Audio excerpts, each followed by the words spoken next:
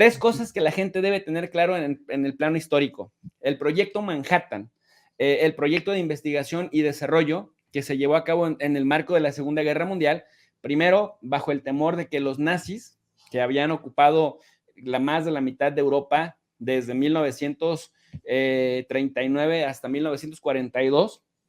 y que se pensaba que al estar creando una gran arma y puesto que tenían universidades muy importantes en donde se experimentaba con la física cuántica, la mecánica cuántica, pues había una especie de carrera en las universidades, en los centros de investigación, para ver quién creaba la mejor arma. Después,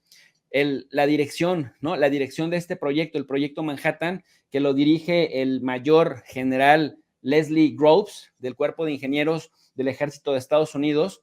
y que se apoya en el físico nuclear Robert Oppenheimer, a quien de pronto de cariño le dicen Opie ahí en Estados Unidos, que dirige pues este laboratorio nacional de Los Álamos en su queridísimo Nuevo México. Recordemos que él es pues un tipo trotamundos, un tipo que se identifica como neoyorquino, pero luego viene a trabajar en las universidades californianas, pero luego tiene una casa acá en Nuevo México y luego es súper querido en Princeton y así anda en diferentes universidades. Finalmente encuentran en el desierto de Nuevo México un lugar en donde ponerse a literal hacer pruebas de laboratorio hasta que hacen el otro concepto que la gente debiera tener claro, que es la prueba Trinity,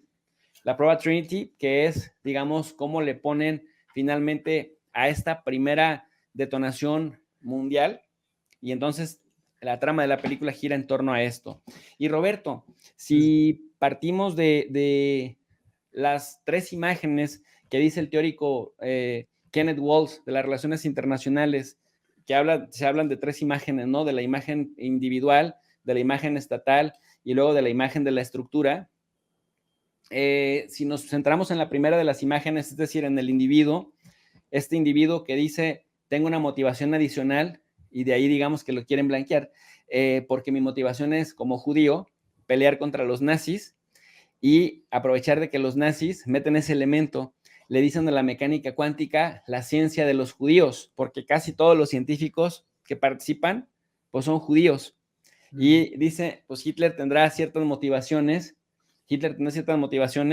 para una de dos, o menospreciar esto o desquiciarse. El segundo punto, cómo las mismas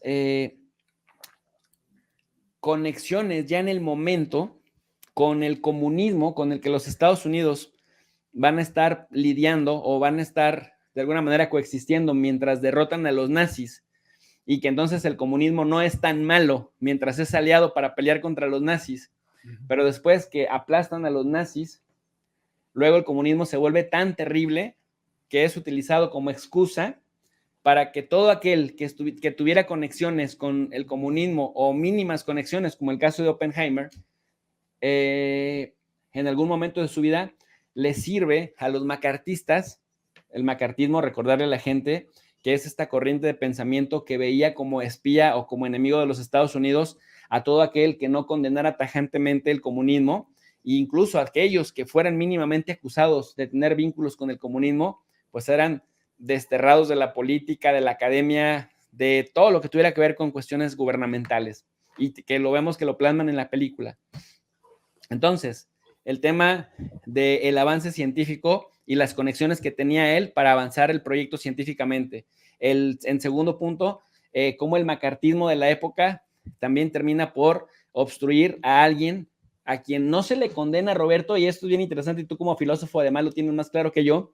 no se le condena por las cientos de miles de vidas que destruye con las bombas, pero sí se le condena por sus posibles vínculos con el comunismo, ¿no? Patrón de conducta que seguimos viendo en Estados Unidos. Y tercero, pues su vida desordenada, en el sentido de que vota a su hijo, lo va y lo vota con los amigos para que lo críen los amigos, la mujer alcohólica, mujer a la que se la quita a un viejo colega, a un médico ricachón, pero que no, a los 29 años no tenían como buena intimidad, se divorcian, llegan a un acuerdo y digamos se la baja pues a alguien, ya era una señora casada, pero la mujer tiene problemas de alcoholismo y entonces de alguna manera esta inestabilidad emocional en lo personal, de alguna manera también lo lleva a ser como más mujeriego, porque tiene una aventurita por aquí, una relación extramarital por acá, hablando del comunismo, ¿no? Con una comunista que le gusta porque es una mujer también de ideología fuerte, convencida,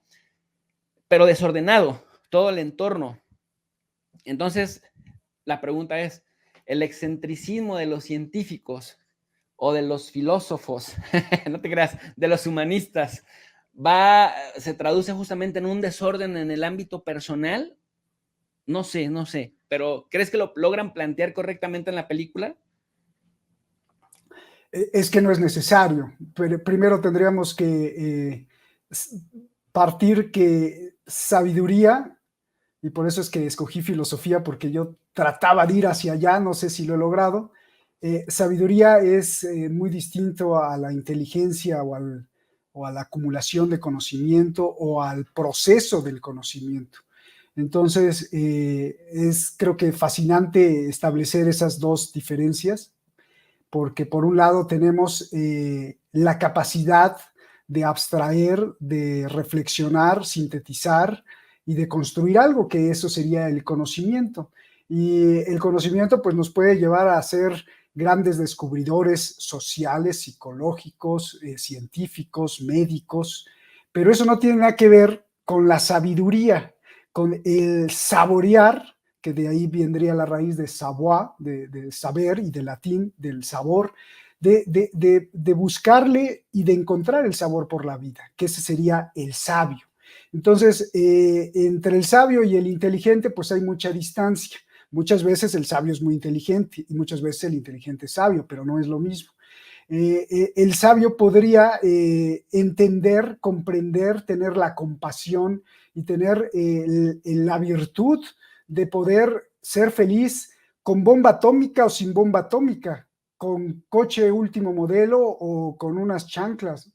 Y sobre todo, darle el valor y el respeto a la vida. Entonces, la parte sabia, pues no tiene mucho que ver con la parte inteligente. No es necesario a tu pregunta si una puede desembocar a la otra, o el exquisito inteligente forzosamente tiene que ser un desorden en su vida, puede ser sabio también, y puede ser que no. Pero probablemente, y esto nos los podría aclarar un neurólogo o un psiquiatra, que la gente muy, muy inteligente y muy brillante tiene muchos problemas para adaptarse al grueso de la sociedad que no es tan brillante, no es tan inteligente, y entonces en esa serie de tantas posibilidades que tiene un cerebro tan así, pues probablemente acabe desquiciado, o sea maníaco, o tenga un trastorno obsesivo compulsivo verdaderamente tremendo que lo lleve a hacer tal o cual cosa. Entonces, no sé si contesté a tu pregunta. Definitivamente, definitivamente.